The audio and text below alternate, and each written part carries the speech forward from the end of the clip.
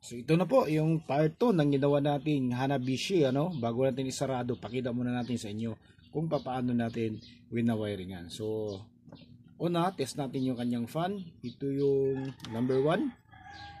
May uulitin ako dahil nagkamali tayo ng sabi kanina kung nasaan yung number 1, number 2. Okay, so number 1, ito yung number 1. Okay, umanda na siya. Number 2. Ayan, lumakas na. At number 3. Ayan yung pinakamalakas, no? Tapos yung swing naman, yung dalawang swing. So ito, unahin natin to. Ayan. Okay, so kung makikita nyo, lapit natin. Okay, nakikita nyo to, nagmo-move siya. Tingnan nyo ng maigi to, ito. Ayan. Okay. Yan, yun yung horizontal swing. Ngayon, off natin to. Itong vertical naman yung on natin, yung dito.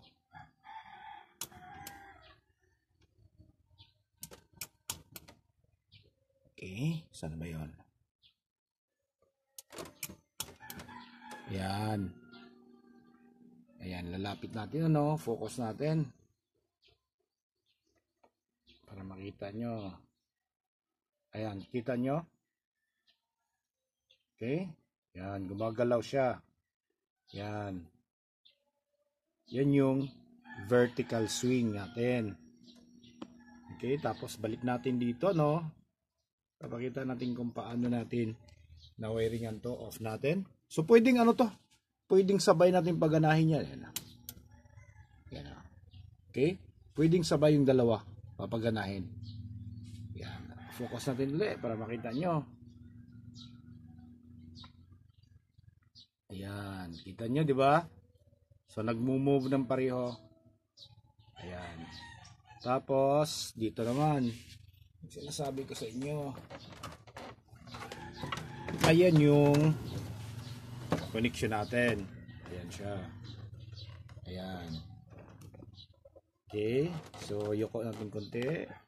Ayan. So ito yung galing sa linya natin ng kuryente.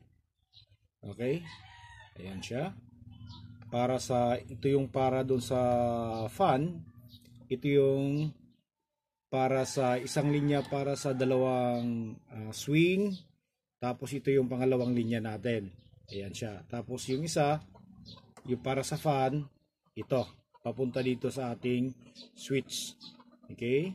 Tapos ito yung number 1 natin. Nagkamali tayo kanina. Ayan o. So blue yung number 1. Number 2 ay kulay dilaw. At number 3, yung pinakamalakas ay yung kulay puti. Yan na siya. So after natin matipan yan, after natin ayusin to, lalagyan natin ng cable tie, iligpit natin ng maigi yung wire, no? Kailangan walang sa labat, kailangan malinis natin, mailagay natin sa tama. Pagkatapos sasarado natin, saka natin final check. Okay? So ayan, siguro kitang-kita nyo naman kung paano natin ginawa. So mag-comments down below na lang kung may mga katanungan mo kayo na hindi nyo pag-aanong naintindihan, ano? At hanggang dito na lang. So maraming salamat. God bless at bye-bye.